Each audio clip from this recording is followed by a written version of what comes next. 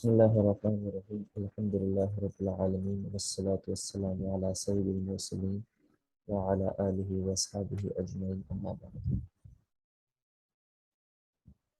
والطهارة من الأحداث جائزة بماء السماء والأودية والعيون والآبار وماء البحار.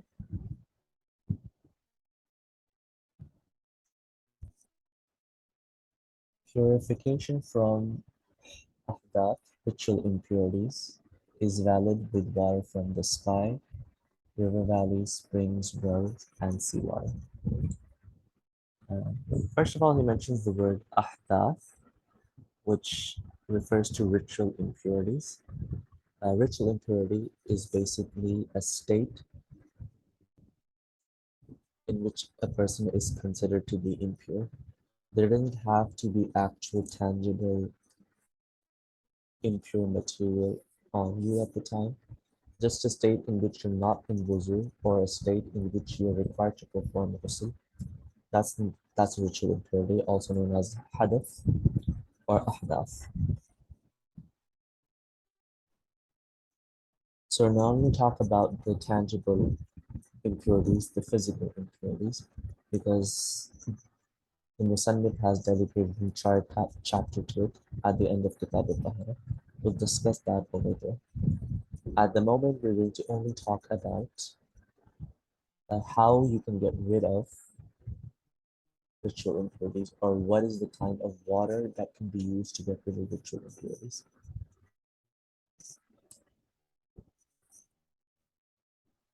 So it mentions that water from these five sources, whether it's rainwater from valleys, springs, wells, or seawater, you can get rid of the ahdath. قال الله تعالى وينزل عليكم من السماء ماء ليطهركم به. That Allah is the one who sends water from the sky in order to purify you. And the same water that He sends from the sky, He mentions in another verse, ألم تر أن الله أنزل من السماء ماء فسلكه ينابيع في الأرض. That do you not see it is Allah who sent the water from the sky and then made ways for that water to flow on the earth. I mean, made rivers and springs for that water to flow. And obviously, you know that at the end, the same water goes to the sea. So that one same water that comes from the sky ends up at the sea. And this is also known as al-ma'ul mutlaq. That is the water who is on its nature, and all of its characteristics are saved. So understand two things. First of all, that there's this nature of water, which is its ability to flow and its low viscosity. And then there are characteristics of water, which are its taste, its smell, and its color. Tabu'ul, the nature of water, the ability to flow, and being of low viscosity, which actually just means it's thin. And then you have the awsaful ma, which are three things: its taste, its color, and the smell. So al-ma'ul mutlaq is the water which is constant in its taba, in its nature, and constant in its awsaf. So a tahara with al-ma'ul mutlaq, with water from these sources, is completely permissible. ولا تجوز الطهارة بماء اعتصر من الشجر والثمر. Purification is not permitted with water that has been squeezed out from trees or fruits. So basically, fruit juice or the sap which comes out of the trees, you cannot perform wuzu with that, because this is not known as ma'ul mutlaq. I mean, normally this is not considered to be water. As far as the juice is concerned, that's pretty obvious, and even the sap that comes from trees, That's usually not considered as being water. Some plants, for example, the cactus, they can store water inside them. But even when you derive that water out of the cactus, normally it's not considered as being the same kind of water as you get from the sky, as rainwater or river water. And so that's why it's not considered as ma'ul mutlaq. And so if it's not ma'ul mutlaq, you cannot make wuzu from it. ولا بماء غلب عليه غيره فأخرجه عن تبع الماء كالأشربة والخل والمرق وماء الباقلة وماء البرد وماء الزرقج. Similarly, you cannot perform Taharah with the water in which something alien is dominant and which has changed it from its natural state.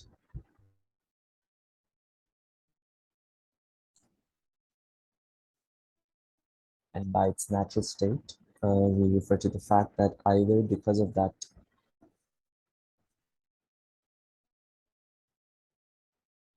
alien agent, either the water can no longer flow properly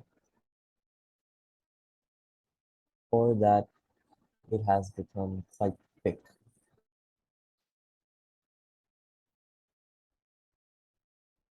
And then he gives examples like beverages. So this is an example of the first condition. بما اعتصر من الشجر والثمر. So beverages or fruit juices, you can perform wuzu with them because they're not mal-mutlaq. And if you talk about broth, legume soup, then these two things basically change the natural state of water. The same goes for rose water and carrot juice because they either change the color, the taste, or the smell of water, all three of these characteristics, or they change at least two of them. So obviously, once these characteristics change, or once the nature of water changes, it cannot be used to perform tahara. وتجوز الطهارة بماء خالطه شيء طاهر فغير أحد أوصافه كماء المد والماء الذي يختلط به الأشتان والصابون والزعفران. Purification is permitted with water in which something pure is mixed, and it only changes one of its properties, one of its characteristics. The examples being flood water. Obviously, when there's a flood, it takes away with it buildings, trees, sands, and everything. Water in which saltwort, it's a kind of grass, soap, or saffron are mixed. The thing to notice here is if you mix soap with water, it some cases it might change its color and taste, both properties. Right? So if it's changing both properties, then we just discussed that it shouldn't be permissible to perform wuzu with it. Also, flood water usually has a different color to it. It has a brown shade to it because all of the sand that it takes with it. It usually changes color with everything that's being added to it. And very possible that its taste might also change. Similarly, if you add the saffron to water, its taste and smell almost always change. And yet he says that the juzul tahara, that purification with such things are permitted.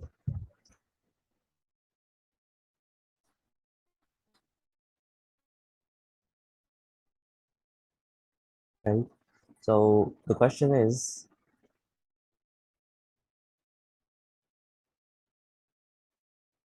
it the change in the properties of water that stops it from being used for purification? Or is it the change in the nature of water that stops it from being used in purification? This actually depends upon the alien agent. So if that agent that is being added to the water is a solid, then in this case, it is dependent on the nature of water. So if you add something solid, which is pure nature, and it changes the flow of water or its viscosity, then you can perform wuzu with it. So if you add, for example, soap or saffron to the mix, uh, it does change its characteristic, its properties, its taste, its smell, maybe even its color, but it doesn't change the flow of water. The water can keep on flowing. So as long as the nature of water remains constant by adding a solid to it, it can still be used to perform tahara. But if a liquid agent is added to pure water, then in this case, it depends on the three properties of water. If by adding another liquid, it changes its two of its three properties, then you cannot use that for tahara. So for example, if you add milk to water and then the water changes its taste and color, you can't perform wuzu with that water. Similarly, if, for example, you were to add rose water or maybe even Coke to the water, and it changed its properties, it's changed its smell and its taste, for example, then you can't perform wuzu with that water anymore. So remember, if it's a solid that's being added, then we look at the nature of water, whether it still flows and whether it is thin and low viscosity. But if you add a liquid to the mix, then you see the properties of water. If it changes in two of its properties, from color, smell, or taste, then you can't perform wuzu with it. If it doesn't change just two, it changes only one, or it doesn't change at all, then you can perform wuzu with it. The third part of the zabit actually refers to what about if you add something alien to water, but it neither changes its properties nor changes its natural state? Will then wuzu be permissible, or will then ghusl be permissible using this water? And what I'm referring here to is al-ma'ul musta'mal. We'll come on to it in a bit, that ma'ul musta'mal is a kind of water, although pure in itself, it loses its ability to purify something else. Or I mean, it's a water that is pure, but it cannot be used to get ritual purification from. So what if someone adds al-ma'ul musta'mal to the bucket of water you already have? So in this case, you're just basically adding water to water. It's not going to change any of its characteristics, its properties. It's not going to change the natural state of the water itself. But now you're adding something that does not have the ability to purify to something that does have the ability to purify. What will be the situation in this case? Well, in this case, obviously you can determine neither by its nature or by its properties. You determine it by volume. So if the volume of pure water of Ma'ul Mutlaq is more than Ma'ul Musta'mal, then you can use it for purification purposes. But if the volume of Al Ma'ul Musta'mal is more than the volume of Al Ma'ul Mutlaq, then in this case, you cannot use it for purification. So hopefully the zabit, which concerns the change in ma and its ability to be used for purification, is now clear.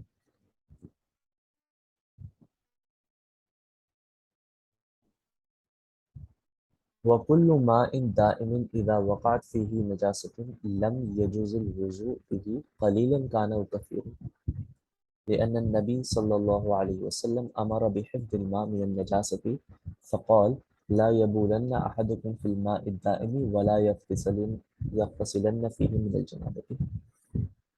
Uh, when physical impurity falls into still water, into stagnant water, then whether that water is qalil or kathir, whether it's less in quantity or more in quantity,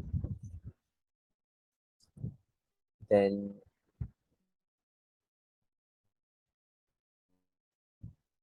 you cannot perform wuzu from that water because now this water has become najis itself, it's become impure. Because the Prophet Islam, he instructed us to protect water from impurity.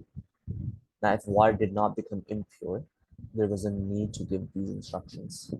Because it does, that's why he's told us to protect water from impurities. Also, he said, none of you should ever urinate in standing water, nor should you bathe in it to remove janaba, a major ritual impurity. And this hadith is mentioned in Bukhari, Ibn Majah, and Abu Dawud.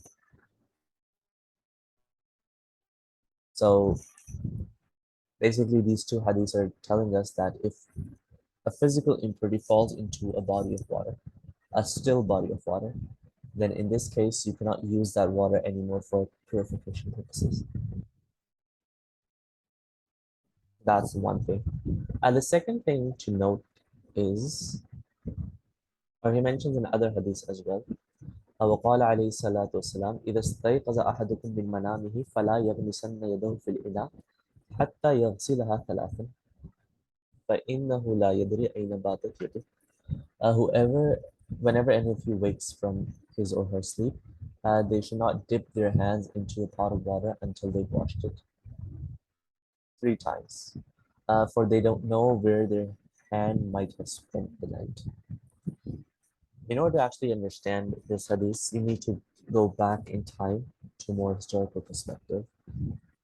We have air conditions and fans, and so the problem of sweating while we're sleeping or spending the night is uncommon in our times. But at that times when there wasn't such technological advancement, there were no fans, there were no air conditions, and they were in Middle East, where the weather is usually very hot. Especially if you were in Makkah, you rarely ever get cold there. So imagine without fan, you are living where the temperature is somewhere between 35 to 50 degrees Celsius. Obviously, you're going to sweat profusely. And the lands of Arab, they didn't have a very rich water supply either. And so the Prophet instructing that keeping this situation in mind that they'll probably be sweating. And so that's why you mentioned that if you are sweating and you're sleeping, you, in order to wipe that sweat, might go somewhere.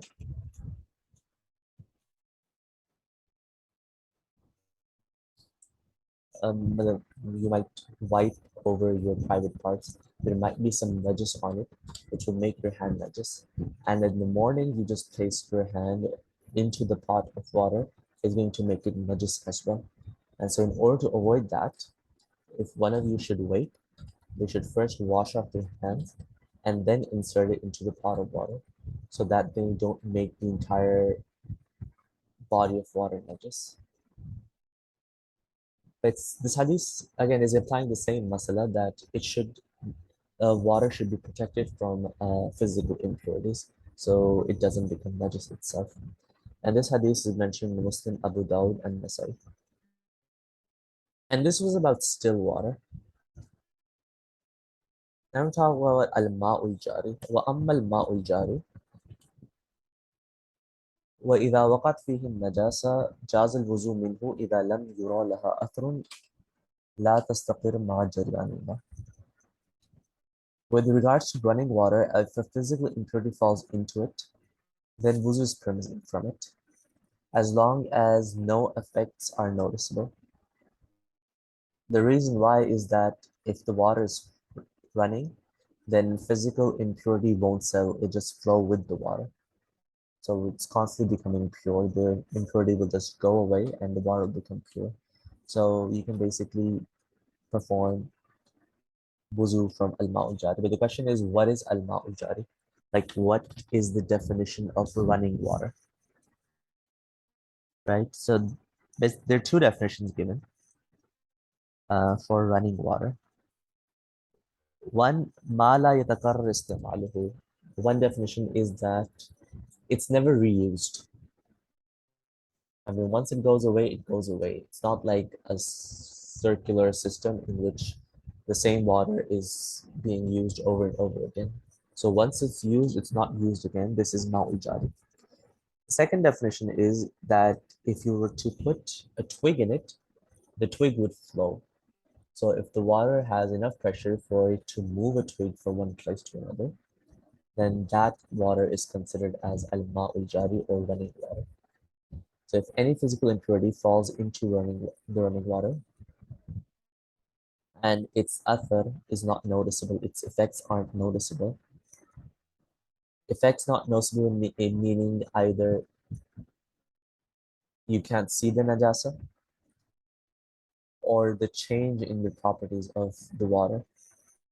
So for example, if you can see a dead carcass in the water and water is flowing over it, obviously that water is going to be najis because it's flowing right over a dead animal, right, flowing right over the impurity. So you can see the athar of the najas over here. Or maybe you can't see the source of it, but the water has changed color and taste, or maybe color and smell. So you can't use this water. But if you can't see any athar or any effects of the najasa, then you can make wuzu from it, from al-ma'ul jari. But as far as al-ma'ul daim is concerned, stagnant water, even if there is no noticeable effect, nothing, it's still najis and you can't use that water. So that's the difference between the two.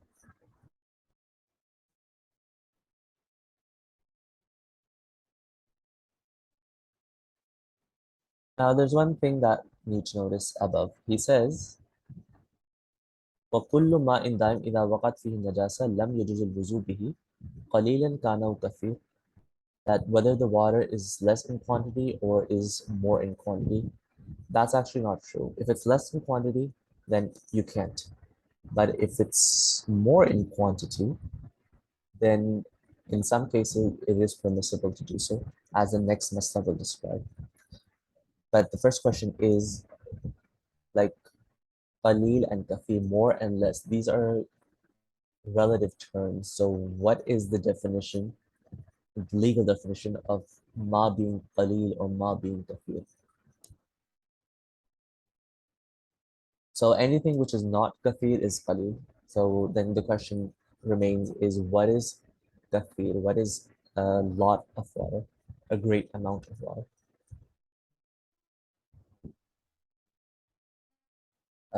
Again, the principle over here is it's on the decision of the inflicted person.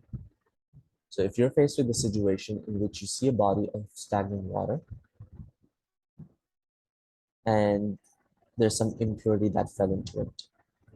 Now, if you as the inflicted person deem that water to be qalil, as less, then it's qalil. And if you deem it to be as kafir, then it's kafir, then it's more. Depending on who is inflicted, that's the opinion here. But the problem is some people, they can't form an opinion easily. They have a very suspicious, skeptic nature. And it's also possible that it's not one person, there may be two, and they may get over an argument of whether it's qalil or kafir, right? That's also another issue. So in these cases, the fuqaha have determined a few things, or they've given a few numbers which you can use to judge whether it's qalil or whether it's kathir. But first look at the masla at hand. والغدير العديم الذي لا يتحرك أحد طرفيه بالتحريك الطرف الآخر. So إذا وقعت في أحد جانبيه نجاسة جاز الوضوء من الجانب الآخر لأن الظاهر أن النجاسة لا تصل إليه. So if a physical impurity falls into a large pond, a very large pond, on either of its side, either the left or the right side. In such a, and the length of this water, body of water, is such that if you were to place your hand in one side and shake it a little, the ripples of the water would not reach the other side. So this is how large that pond is supposed to be. Then in this case, you can perform wuzu from the side in which the najasa did not enter. So let's say the najasa entered the left side, and the pond is large enough that if you placed your hand and moved it in a normal fashion, the ripples won't reach the right side. You can perform wuzu from the right side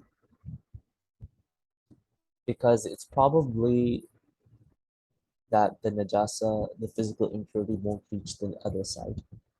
So like this is one zabit of determining whether a body of water, stagnant water, is dakhil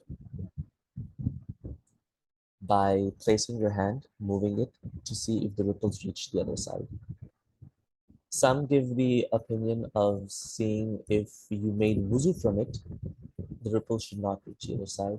Others say that if you were to make the ghusl from it, from one side, the ripple should not reach the other side. So these three are basically indicators to see whether the water is qalil or kathir. And some of the fuqaha, they mentioned a more simple version. If the pond, the body of water is 10 by 10, like 10 inches long and 10 inches wide,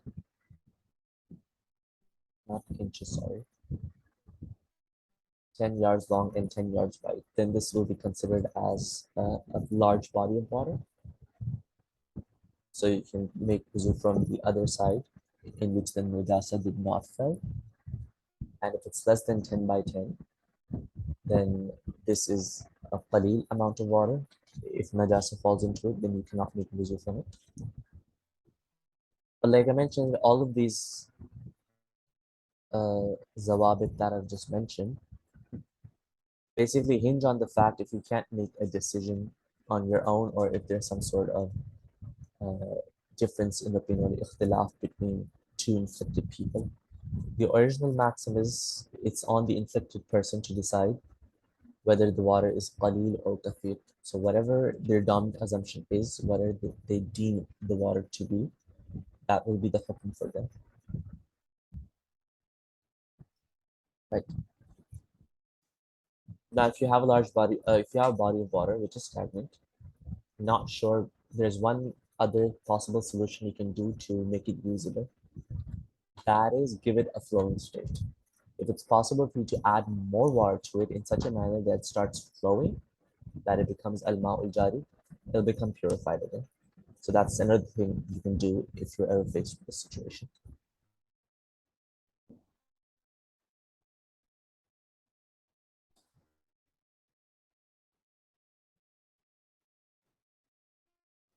وَمَوْتُ مَا لَيْسَ لَهُ نَفْسٌ سَائِلَةٌ فِي الْمَاءِ لَا يُفْسِدُ الْمَاءَ كَالْبَقْلِ وَالذُّبَابِ وَالزَّنَابِيرِ وَالْأَقَارِبِ. The death of any living thing which does not have flowing blood, basically insects, and that does not spoil the water. So if bugs, flies, wasps, scorpions, they die in water, the water will remain pure. It won't matter because the water becomes najis when the animal dies in it is because of the blood inside that animal, which oozes out through diffusion or osmosis when an animal dies in the water. But since that doesn't happen in things that don't have flowing blood in them, it's not going to make the water najis. Also, لا يفسد الماء موت ما يعيش في الماء لا يفسد الماء. Also, things that live in water and if they die in it, they also don't make it impure. So, fish, frogs, and by frogs we mean the lake frogs. There's a type of frogs which are known as land frogs. I mean, I mean, they can go into water, but they can't live inside water. They need to come back outside. So, for example, fish, lake frogs, crabs, uh, crustaceans, and things like that, they are not going to spoil the water, even if they die inside it. For the very reason that amphibians and fishes, they also don't have blood. Uh, you might have seen something that looks like blood coming out from these things, but it's not actually blood. Because, first of all, the difference between these things and blood is if you put whatever comes out of amphibians, frogs or fish, for example, in sunlight, it turns white, right? But as far as blood is concerned, from humans or other animals, it doesn't turn white. That's one difference between the two. The second is that warm-blooded animals, which actually do have blood in them, birds, mammals, these things can't live inside of water. It's cold-blooded animals, what we call cold-blooded animals, that can, because the nature of blood is being hot. So, and the nature of water is being cold. So the two things cannot coexist for long times, for long period of times. But if fishes and amphibians are living inside the water for long periods of time, that's an indicator that there's a difference, that they don't have blood in them. As far as those birds like pelicans and seagulls are concerned, they don't live in water. They may live on the surface of the water, but that's not the same as living inside the water. So if they die in water, they will make it najis, like any other land animal would.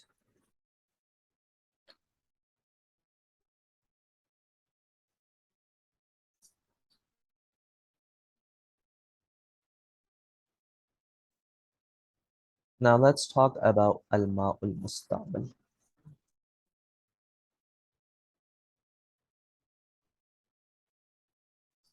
والماء المستعمل لا يجوز استعماله في طهارة الأحداث. The use of previously used water is not permitted for the purification of ritual impurities. Now, this is important note. He says that al-ma'ul musta'mal cannot be used for purification of ritual impurities, which basically says that it can be used for the purification of physical impurities.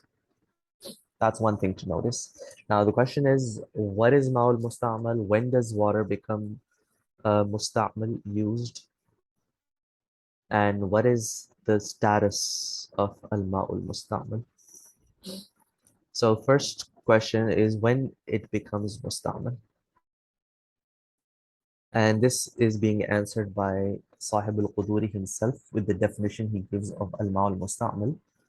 أي كل ماء أزيل به حدث أو استعمل في البدن على وجه القربة. So previously used water is any water which has been used to remove ritual impurity, number one, or it has been used on the body for the purpose of qurbah, uh, of seeking nearness to Allah subhanahu wa ta'ala. First thing, used to remove a ritual impurity. So if you were not in a state of wuzu, then you made wuzu. Whether you had the intention of qurbah or not, whether you had the intention of getting any virtue from this wuzu or not, that water becomes musta'mal. Similarly, let's say you already were in a state of wuzu, but at the time of the next prayer, you decided to renew your wuzu for the sake of qurbah, for the sake of gaining nearness to Allah subhanahu wa ta'ala. Then although you had no need because you were in a state of purity, using this water will turn it into ma'ul musta'mal as well. But in the case that, for example, you already were in a state of purification, and then you perform wuzu again, for example, in order to teach someone, right?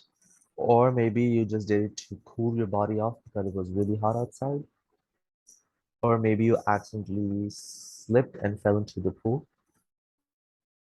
So all these things, but you had no intention of qurba. Then in these cases, this water will not become al-ma'ul musta'mal. It won't be considered as previously used water because it's neither being used to remove any ritual impurities, nor is it being used for the sake of qurbah. So that's the first thing to know about Ma'al Mustamil, is it when it becomes Mustamil. Uh, what makes it Mustamil? The second question is, when does it become Mustamil? Does it become Mustamil as soon as it comes off your body? Or does it become Mustamil as soon as it leaves your body and collects in a place? Both opinions, but the second is the one on which fatwa is given. Because if we take the first opinion, that is, whenever any drop of water moves from your body, is removed from your body, it becomes al-ma'ul mustamil, which would mean that when we make wuzu, right, uh, usually parts of our sleeves or parts of our shirt, it becomes wet. When you're washing our face or washing our hands, the water drips off and reaches those clothes. If we were to say that as soon as it leaves our body, or it drops off from our body parts, it becomes mustamil, there will be haraj, there will be difficulty because it's not easy to make wuzu without getting even a single drop of water on your clothes. That's why the second opinion is favored, in which al-ma becomes mustamal after it separates from a person's body and collects in some place on the floor, for example, or in a dish or something else. That is when it becomes mustamal.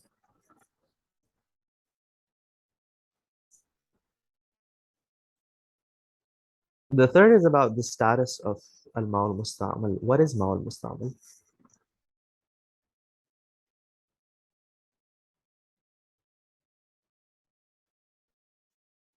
So Imam Abu Hanifa, he says that it's a najis bin najasa al-mughallaza. It's a heavy impurity. It's impure. Imam Abu Yusuf says that it's najis bil mukhaffafa, that it is impure, but it's a light impurity. We'll talk about light and heavy impurities later on. Imam Muhammad suggests that it's tahir ghair mutahhir, that it is pure in itself, but does not have the ability to purify others. And by this purification, we're referring to the ritual purification of wuzu and ghusl. And the fatwa is on Imam Muhammad's opinion that al-ma'ul musta'mal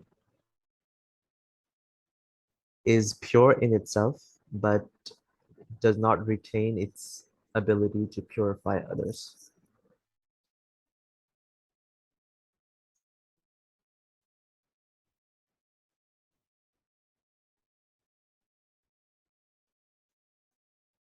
وكل إهاب دبغ فقد طهر جازت الصلاة فيه والوضوء منه إلا جلد الخنزير والآدم. Every hide becomes pure when it is tanned, whether the tanning occurs through natural processes, for example, sunlight or sand, or whether through artificial means such as applying chemicals to it. So every hide, whether it's an animal that is edible, that is halal, or an animal that is haram, if it goes through the process of tanning, faqat tahur, this hide now becomes pure. Jazat salatu fihi wal wuzu'u minhu. Prayer is permitted in it, and wuzu can be performed from it. Uh, he, the translation here is given, prayer is permitted on it. But this isn't correct. In that case, it should be as-salatu alayhi, which would be on something. So prayer, so if, for example, if you have a prayer mat made out of lion skin, which has gone through the process of tanning, uh, it's permissible. But he uses the word fihi, that if, for example, if you're wearing a crocodile skin suit, or maybe something made from lion skin, sheep skin, or whatever, So your clothes are actually made out of hide of an animal, which has gone through the process of tanning. If you were to pray in those clothes, your prayer would be permissible. So on a better case, it would be permissible if only your prayer mat was made out of these hides.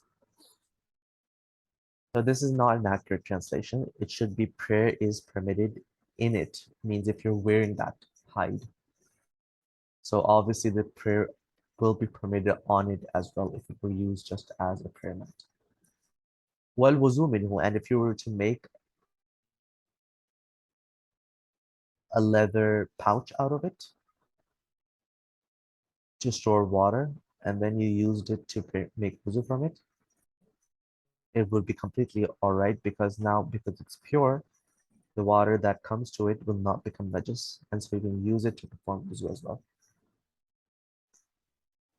But there are two exceptions. Jildul khinzir, so swine hide, that is impure, can never become pure, whatever it goes through. And human skin. Human skin is not that it's impure. If it goes through tanning, it becomes pure.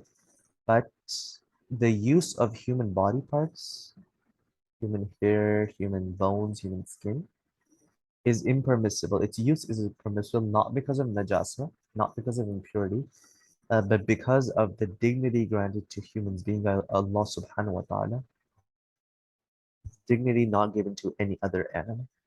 لَقَدْ قَرَّمْنَا بَنِي آدَمَ, that we have granted dignity to Bani Adam, to human beings. And so because of this dignity, using human body parts for any endeavor is impermissible.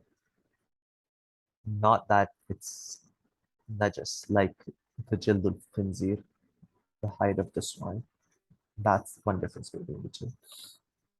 وَشَعْرُ الْمَيْتَةِ وَعَظْمُهَا طَاهِرٌ.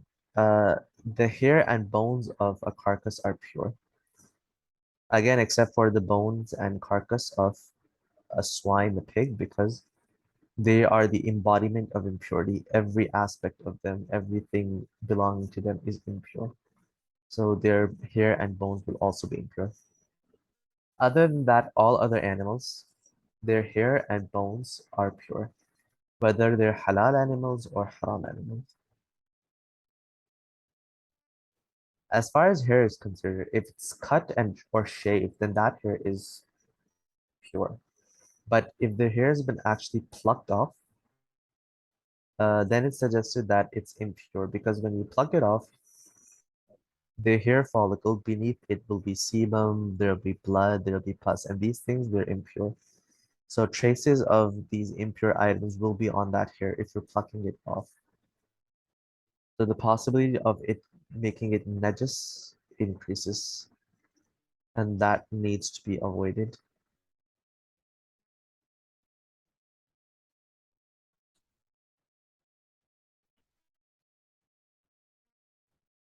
So that's one thing. Also, the opinions of every skin other than swine and human being able to used after a tanning.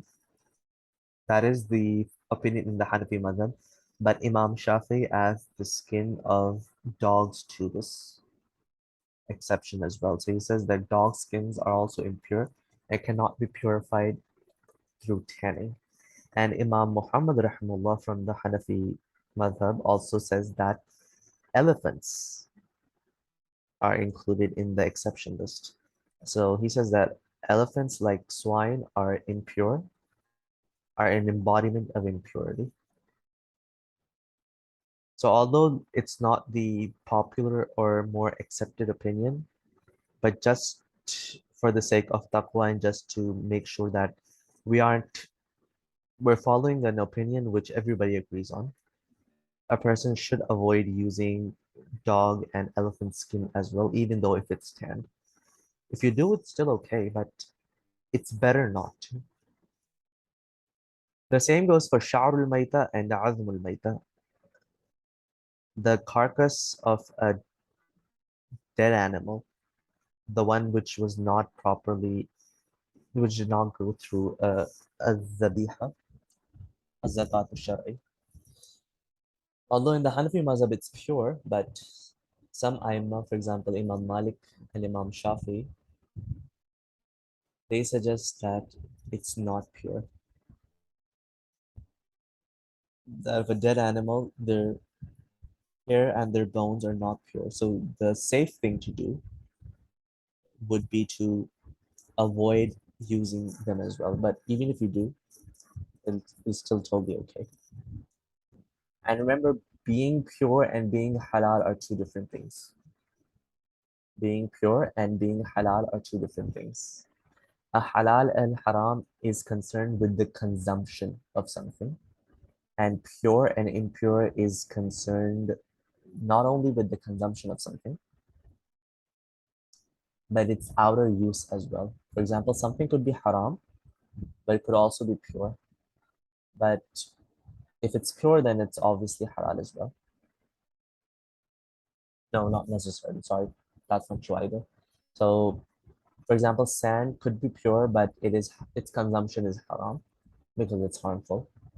On the other hand, for example, uh, the hides of these animals, for example, the hide of a lion, it is pure if it's gone through tanning, but it's not halal, you can't eat it.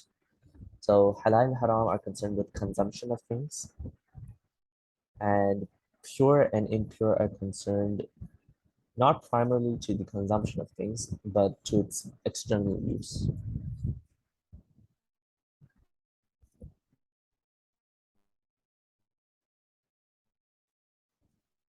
Uh,